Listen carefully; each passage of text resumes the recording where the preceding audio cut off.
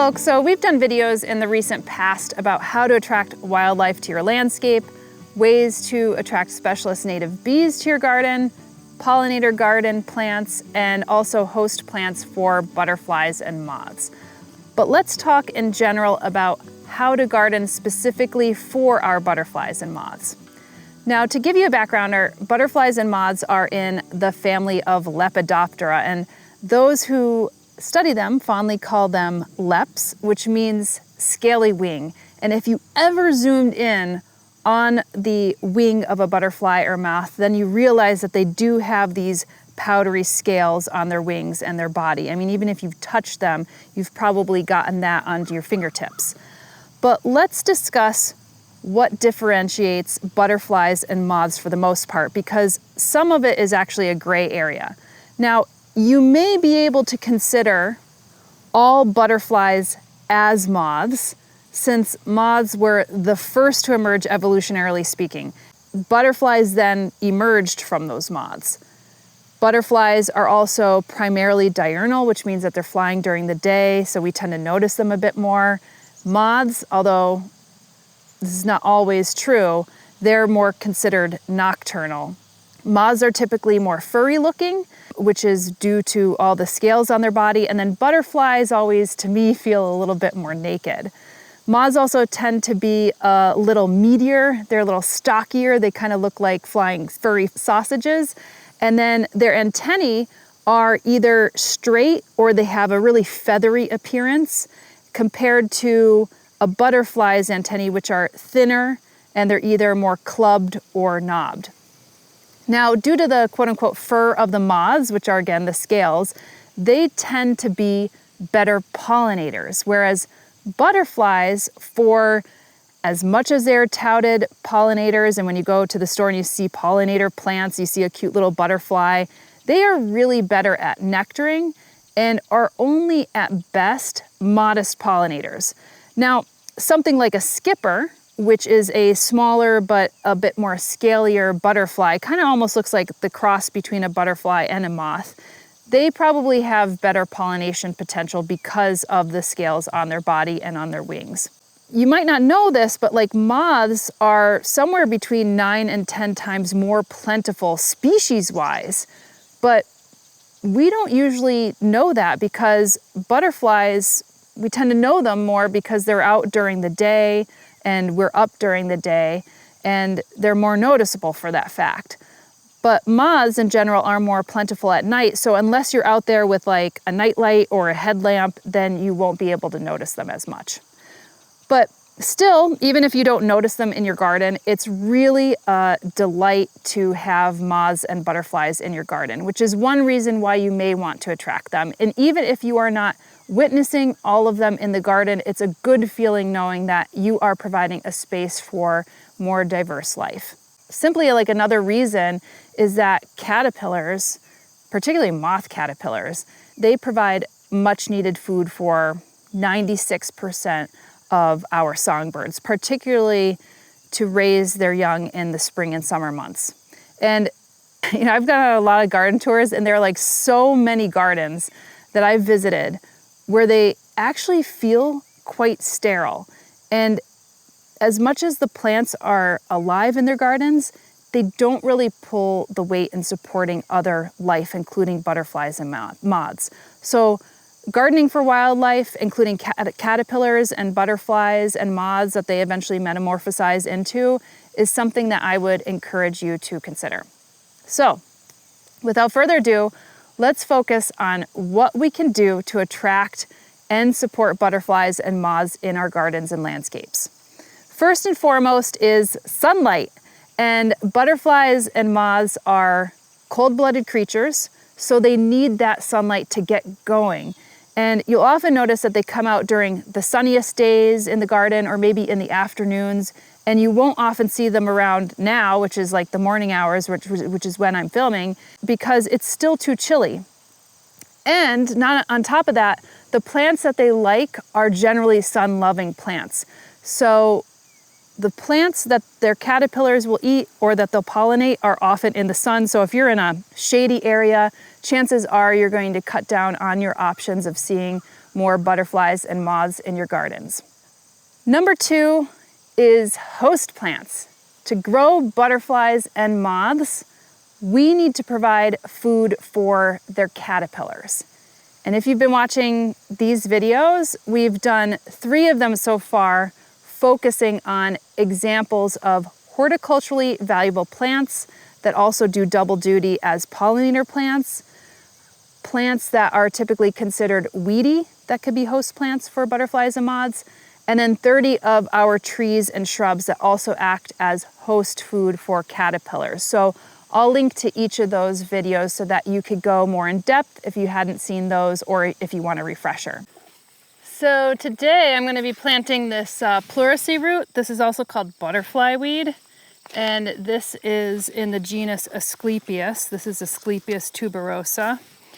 You may recall that this is related to our common milkweed, and this gets a nice bright orange flower. So it's been on my mind to actually plant these in the gazebo. I've kind of situated ourselves with like more orange and blue flowers, but what's important about this plant is that it's also a host plant for our monarch butterfly. I think I'll plant half of them in here and then half of them in another garden. I like to do that, kind of spread it around. And this is also a great medicinal plant. It's known as pleurisy root, as I had mentioned earlier. And of course you have to use the root. And so I figured, let's plant it in here. Now these are good for, this is a pretty rich potting medium that we're using here. We're using Espoma's raised bed mix, and we have some land and sea compost, mushroom compost that we've spread throughout here, and you can see the plants are really happy. I mean, look at this green bean. Oh my gosh, look at that. Damn. I know, we need to be harvesting these. Holy crap. Feed a family. But these don't need really all this lovely soil mix. I mean, it's not going to hate it, but you could grow these in pretty dry areas. So I'm going to plant these as part of the medicinal, but also as that homage to our monarch butterflies.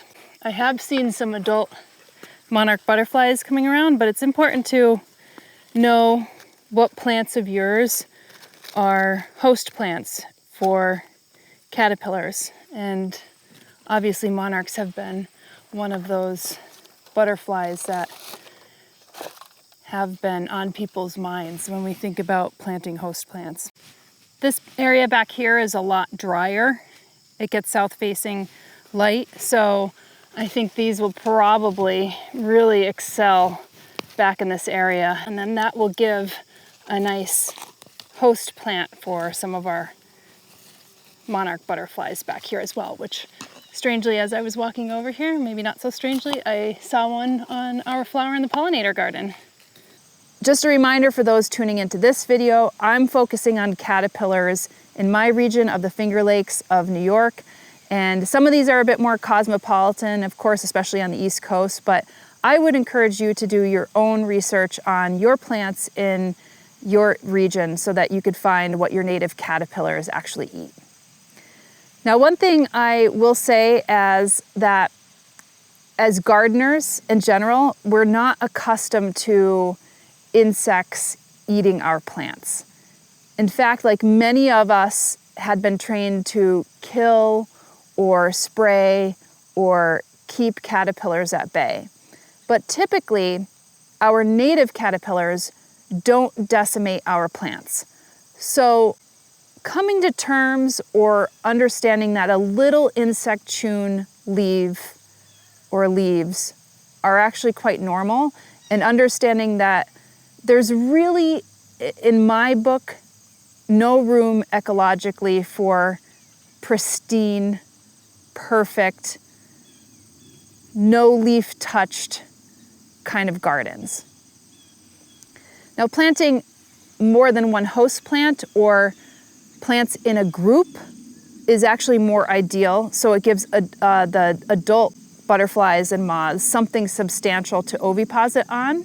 Planting in groups is also pretty good because butterflies and moths, they can't see far, so they need to actually see a bit nearer. We got through host plants. And number 3 related to that would be pollinator or nectaring plants.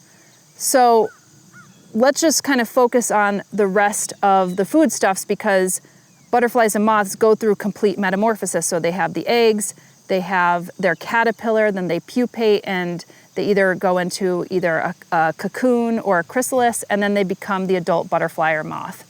So having the pollinator or nectaring plants is basically having blooming plants that provide both the nectar and the pollen sources for the adult butterfly or moth. But as I had mentioned, for butterflies, it's primarily nectar sources. And most of these butterflies and moths like to have a landing pad to get at the nectar. So you'll often see flat-topped flowers, umbels, they're preferred.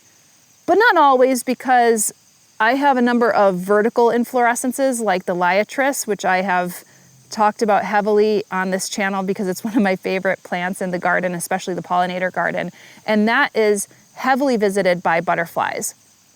But also say like a lot of the plants in the Asteraceae family, which is the daisy family, they are great attractors, and Asteraceae is also a great family of plants for our native bees as well. So that's kind of like a 2-for-1 deal.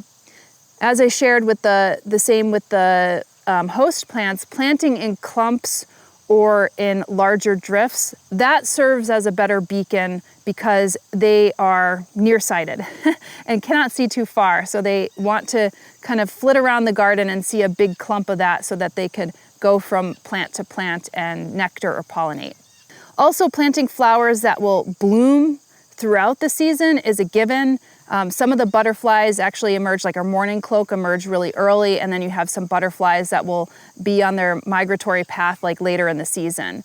So go with large drifts, large clumps, plants that bloom over the course of many different seasons, let's say from like April through November. And then also go with single flowers and not the fancy double flowers, because those flowers, the double flowers, have been so overly bred that they don't provide any nectar or pollen sources any longer. So those petals, those what used to be the pollen centers, are actually now petals. And so it doesn't provide any value for insects. Now, I think one thing that we can't overlook is our moths, because most of them, not all, like we just had our hummingbird moth and our snowberry clearwing, they often come out during the day and they're mistaken as like hummingbirds. But most of those moths will want white flowers or light flowers that are reflected in the moonlight. So that's something to consider. And oftentimes flowers that have like a penstemon or something that have a long tube, so they could stick their proboscis, which is their little feeding mouth part, into that plant. But all sorts of white plants at night. And again, getting a headlamp or night light at night and seeing what moths you might be able to identify is a good way to actually experience moths. All right, next one on the list is the water source. Providing something called puddling stones, or a really shallow area, a shallow muddy area for our moths and butterflies is something that they'll look towards. And basically these are areas that are shallow but have water that the butterfly or moth can't drown in, because they can't really land on water. So I have found that providing like shallow seashells, or I have this one shallow, it was actually for a pestle and mortar, and I just brought it outside and I was like, oh, this is a cool little area for them to water, like a little water hole in. That's what they'll use. And I've actually seen butterflies and moths and also wasps and bees and other insects on that area. So bird baths basically won't cut it unless you actually build it up so that you have stones in that bird bath. So again, there's something that they could actually land on and not drown on. Related to that is minerals and amino acids / proteins. And you'll often see butterflies flocking to our ditches, or you might see them on animal dung or carcasses and other kind of gross areas, maybe areas like in your compost pile. that's where there are more excessive amino acids and minerals, because remember, a lot of these butterflies are just nectaring and they're not getting any protein sources. And male butterflies in particular need those minerals in order to produce the pheromones they use to attract their mates. And then that is actually passed on through their eggs and then through the caterpillars as well. One thing I would say is fermenting fruit. And I shared this, but I'll also notice butterflies on my compost pile. And that's particularly when I throw out like maybe a rotting fruit. So if you have like a fermenting banana or an apple, then you'll often attract butterflies and probably like other creatures as well. I mean, I see a lot of our yellow jackets and hornets that are attracted to that. Next one on the list is soft landings. And some caterpillars will hang from a leaf or wrap themselves in a leaf, but others will drop to the duff layer, which is to say the leaves and the plants that are below trees or in the garden. So leaving leaves and duff around the garden, and specifically below trees or trees that would serve as host plants, especially below the crown of a tree, then that's really important. And I actually did a whole video on a soft landing, and you could see one of the soft landings that we planted under one of our locust trees here, and we'll link to that video. And you could say, oh, well, that looks maybe a little bit weedy, but that's particularly what the butterflies and moths, as they're in their chrysalis or cocoon, that's what they want to be able to drop down into and overwinter in. Well, butterflies and moths are not always flitting around, so I would say that the next one on the list to provide is places to rest. Butterflies and moths don't really rest or sleep in the same way that we do, but they enter into a resting state called quiescence.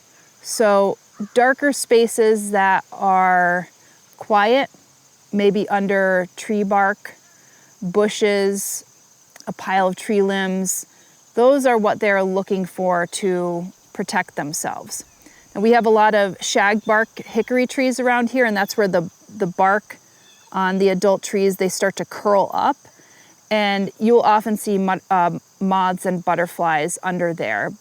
In the pollinator garden in particular, we also have butterfly homes, and they're basically like these thin vertical slots where they could go into, and we put them quite visibly around our pollinator garden. Now, I've never peeked inside and saw a butterfly in there, but my hope is that just if we provide something like that, it's at least available to them to use.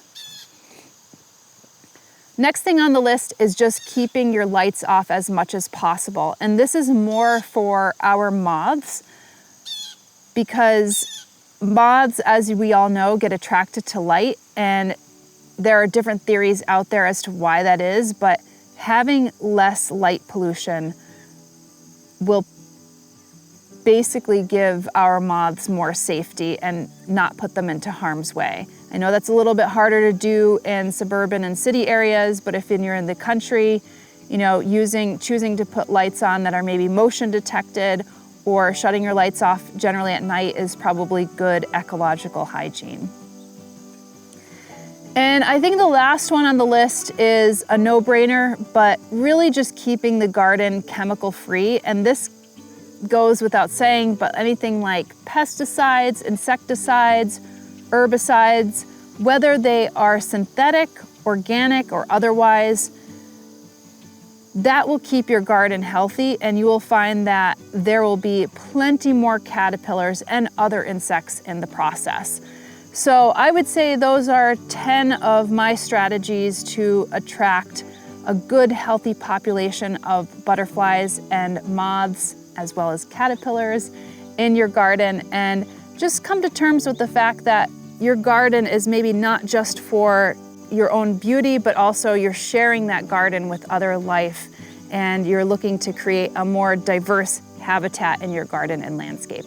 All right, thank you so much, and I will see you in the next video. Bye. We'll be sharing how the gardens and wildscaped areas mature as the seasons progress, so if you enjoy videos like this, be sure to like, subscribe, and hit the notifications button to help us grow and share these videos to more folks. In the meantime, we'll be cracking away at more of the gardens and renovations here at Flock. We'll see you in the next video.